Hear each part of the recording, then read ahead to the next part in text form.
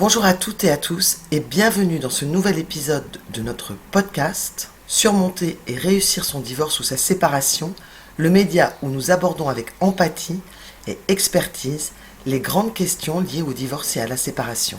Je suis Sandrine Mercy, coach divorce professionnel et certifiée, autrice, conférencière et créatrice des Journées du divorce et de la séparation, un cycle de webinaires gratuits qui a lieu chaque année à la mi-mars. Je souhaite devenir ici votre voix inspirante, authentique et compatissante pour sortir des ennuis, de la douleur et reprendre le contrôle de votre vie pour guérir de votre divorce ou de votre séparation.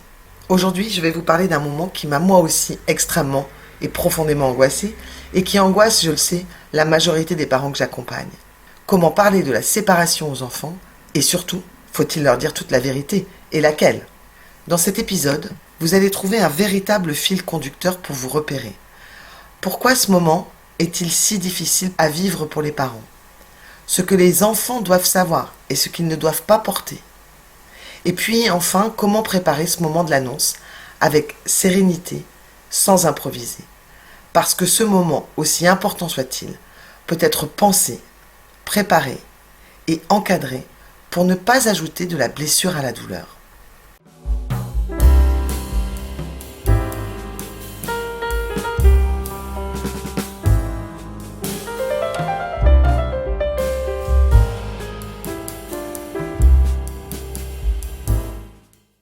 Alors oui, ce moment est difficile, parce qu'il arrive dans une période de grande instabilité. L'adulte lui-même est souvent épuisé, triste, en colère ou dans un flou total. Il cherche ses propres repères, il tente de comprendre ce qui lui arrive. Et pourtant, il doit être en position d'annoncer, de poser des mots et d'expliquer. Pour le parent qui a pris la décision, ce moment peut être encore plus délicat, parce qu'il a souvent une avance sur l'organisation de la vie d'après. Il a réfléchi, il a commencé à envisager cet après. Il est peut-être déjà en train de poser des choix concrets. Et surtout, il a une avance émotionnelle.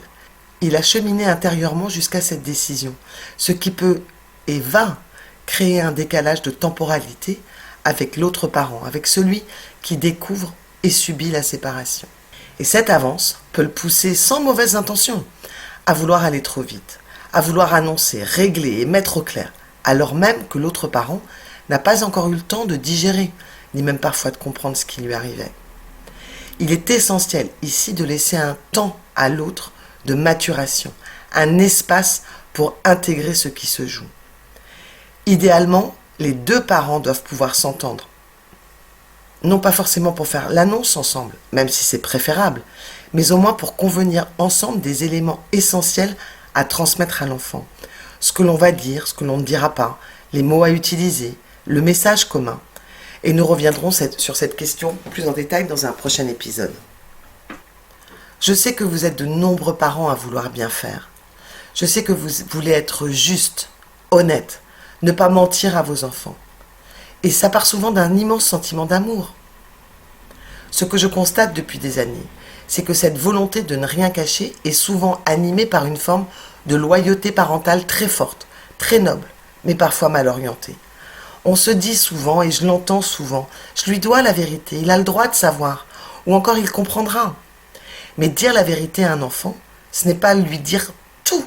Et ce n'est pas parce qu'un enfant pose une question qu'il est aussi en mesure de recevoir la réponse.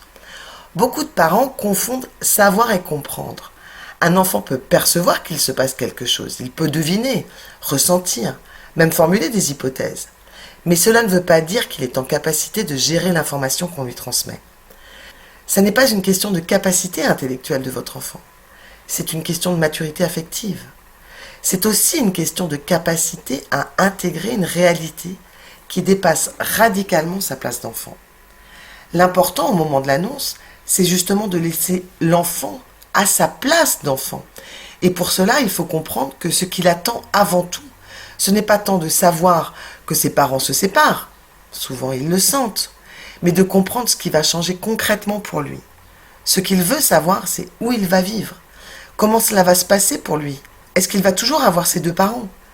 Est-ce qu'il va devoir changer d'école, de maison, de rythme ? Votre enfant, à ce moment précis, a besoin de repères sur l'organisation de sa vie quotidienne pour les prochaines semaines, les prochains mois et voire les prochaines années. C'est cela qui va l'aider à se sentir en sécurité. Et c'est cela qui doit structurer l'essentiel de votre annonce. Alors je sais que lorsque le conflit entre les parents est déjà installé, cela complique encore ce moment de l'annonce. Et des choses à dire, et des vérités qui peuvent être dites.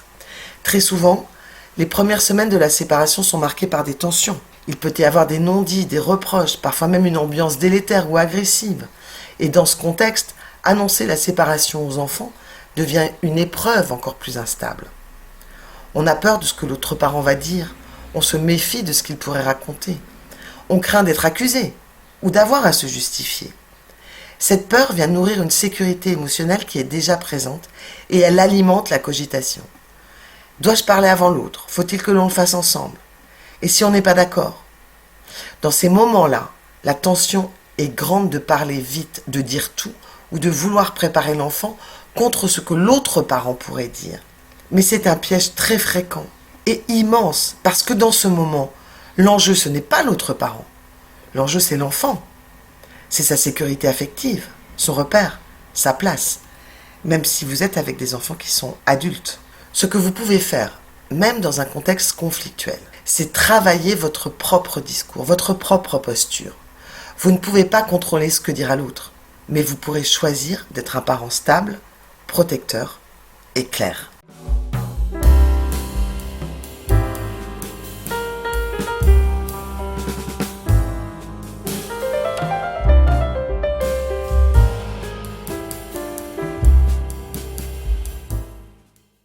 Alors venons-en maintenant à ce que les enfants doivent savoir, et c'est qu'ils ne doivent jamais porter. Un enfant a besoin de repères. Il a besoin de comprendre que ce qui arrive ne remet pas en cause son monde affectif. Il ne doit pas devenir spectateur d'un naufrage ni dépositaire des mots des adultes. Mais pour poser ces repères, encore faut-il savoir lesquels sont nécessaires et lesquels sont nuisibles. Voici les 3 repères fondamentaux à intégrer et au-delà de les connaître, j'aimerais que vous puissiez les incarner. Le premier repère, c'est de bien lui dire, même adulte, que ça n'est pas sa faute. Même si vous pensez qu'il le sait, vous devez lui dire clairement et plusieurs fois. Beaucoup d'enfants, même très jeunes, intègrent l'idée qu'ils ont peut-être fait quelque chose de mal ou que la dernière bêtise qu'ils ont pu faire est la cause de la séparation.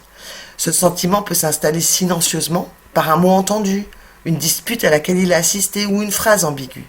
Dites-lui bien, tu n'y es pour rien. Ce n'est pas toi qui en es la cause. Et surtout, dites-le plusieurs fois, au fil des jours et des semaines. Le cerveau de votre enfant a besoin de répétition pour se sentir sécurisé. Le deuxième repère que je souhaite vous donner, c'est de lui dire qu'il sera toujours aimé. Dans l'esprit d'un enfant, séparation peut rimer avec abandon. Il faut donc lui affirmer que l'amour parental ne s'arrête pas avec la séparation du couple. Dites-lui bien que tu restes notre priorité. On est séparés en tant que couple, mais jamais en tant que parents. Il a besoin d'entendre que les 2 parents restent là pour lui, même si le cadre change. Mais je le sais, dans certaines situations de séparation conflictuelle, cela semble difficile à affirmer. Peut-être même que vous n'y croyez plus. Peut-être que vous doutez de l'engagement de l'autre parent ou que vous n'avez plus aucun dialogue. Pourtant, dans la mesure du possible, même dans un contexte tendu, il est essentiel de ne pas projeter ces conflits sur les enfants. Ce que vous affirmez, ce n'est pas une promesse que l'autre tiendra, mais un cadre de sécurité que vous posez. Je suis là pour toi. Je fais tout pour que tu puisses continuer à avoir ta place avec chacun de nous. L'enfant, même s'il perçoit les tensions, a besoin de sentir que vous restez engagé dans votre rôle de parent. Ce message peut exister même si vous êtes seul à le porter. Et pour votre enfant, il sera un point d'ancrage. Le troisième repère, et qui est pour moi fondamental et que vous devez impérativement intégrer, ce sont les adultes qui gèrent. Les enfants n'ont pas à prendre position. Ils ne doivent pas faire le relais. Ils ne doivent pas choisir leur camp. Ils ne doivent pas devenir un confident, ni un médiateur, ni un messager. Et aussi quand ils sont adultes. Ce n'est pas à lui de s'occuper des émotions des adultes. Ce n'est pas à lui de calmer, de rassurer, de soutenir, même s'il en a envie. Ce n'est pas à lui de former des plans, même s'il vous semble fort, même si cela vous semble brillant. Il doit quel que soit son âge, rester à sa place d'enfant. À l'inverse, il y a des sujets qui n'ont pas leur place dans une annonce et qui n'ont pas à être dits et qui ne sont pas des vérités. Et je vais les nommer très clairement car c'est une question qui m'est souvent posée. Non, on ne parle pas de sexualité, même en cas d'infidélité. Non, on ne parle pas de dette, de l'argent qui manque ou de l'argent que l'autre refuse de donner. Non, on ne parle pas de troubles psychiques, d'alcoolisme, ni de reproches intimes. Non, on ne parle pas de ce que l'autre aurait fait ou n'aurait pas fait dans la relation. Ces sujets, même quand ils sont vrais, n'ont aucune fonction réparatrice pour l'enfant. Ils ne servent qu'à décharger l'adulte. Et cela, l'enfant le ressent. Il ne faut pas confondre transparence et soulagement. L'annonce ne sert pas à soulager votre peine. L'annonce ne sert pas à vous décharger. Elle sert à sécuriser votre enfant. Et je peux vous dire que j'accompagne aujourd'hui des adultes qui ont grandi dans des séparations conflictuelles ou brutales, ou encore mal gérées, et qui me disent très rapidement « Je ne veux pas reproduire le chaos que mes parents ont créé. Parce que ce que vous direz, ce que vous ne direz pas, et surtout la manière dont vous le direz, va conditionner une partie de la construction future de votre enfant. Cela va influencer sa capacité à aimer, à se sentir digne, à créer des liens durables et équilibrés. Ce que vous direz à votre enfant ne sera jamais anodin. Ce ne sont pas seulement des mots, ce sont des repères pour sa construction, ce sont des fondations pour son avenir émotionnel. Il ne s'agit pas de transmettre une vérité brute, il s'agit de transmettre une vision rassurante, cohérente et surtout digne, une parole d'adulte qui soit posée, structurée, qui ne cherche ni à se justifier, ni à soulager sa propre douleur, mais à répondre à une seule question. Qu'est-ce que mon enfant a besoin d'entendre pour se sentir en sécurité, ici et maintenant? Et cette sécurité ne passe pas par des explications détaillées, mais par une promesse implicite. Tu es aimé, nous allons traverser cela ensemble, et tu n'auras pas à porter ce qui ne t'appartient pas. C'est ça l'essence même d'une annonce protectrice.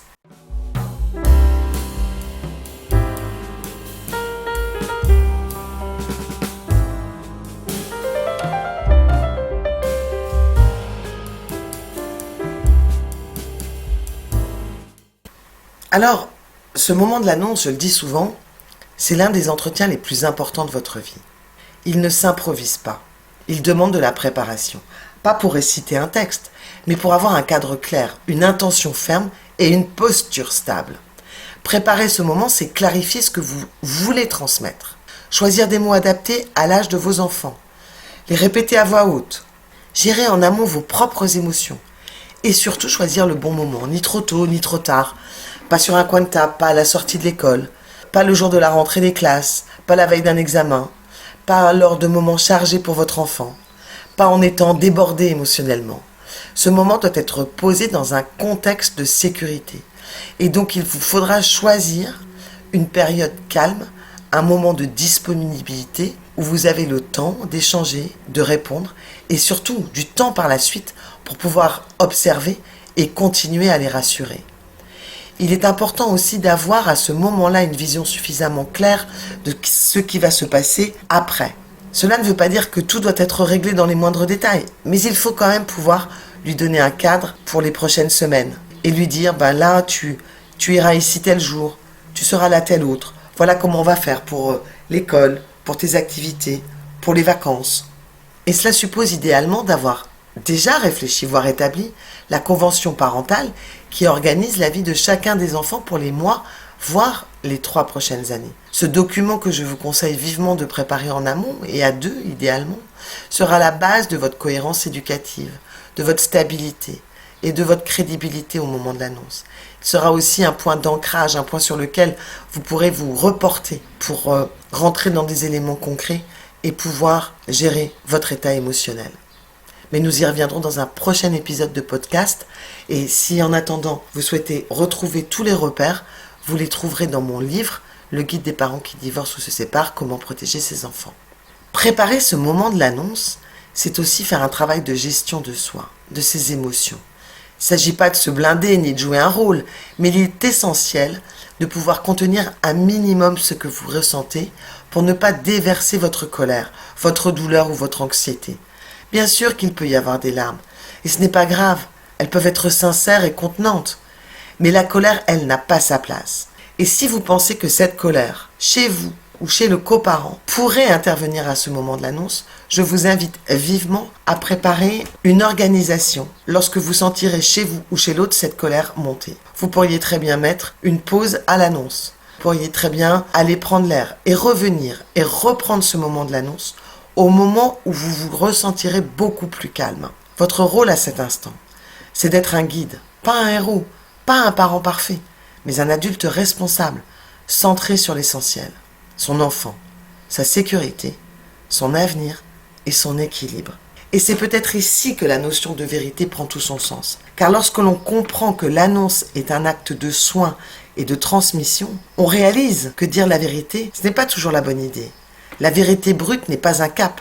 Ce qui compte, c'est de dire ce qui est utile à l'enfant, sécure, stable et compréhensible. Et ça n'est pas une improvisation, ça n'est pas un réflexe, c'est une responsabilité. Et c'est pourquoi ce moment doit être préparé avec le même sérieux qu'un entretien de la plus haute importance. Parce que lui, ce moment de l'annonce, il ne se rejouera pas 2 fois. Dire la vérité aux enfants sans les abîmer, c'est possible. Ce n'est pas simple, ce n'est pas neutre, et c'est souvent douloureux. Mais c'est un moment que l'on peut transformer, avec de la préparation, avec une parole ajustée, avec un vrai sens du cadre. Ce moment devient un acte de protection et un acte d'amour. Et si vous avez besoin d'aide de poser ce cadre, mon livre, Le guide des parents qui divorcent ou se séparent, est là pour vous accompagner pas à pas. Vous y trouverez des clés concrètes, des exemples et toute ma méthodologie pour vivre ce moment avec la justesse qu'il mérite. Je vous remercie très sincèrement pour votre écoute, pour votre engagement et surtout pour le soin que vous portez à vos enfants. Je vous dis à très bientôt dans un prochain épisode.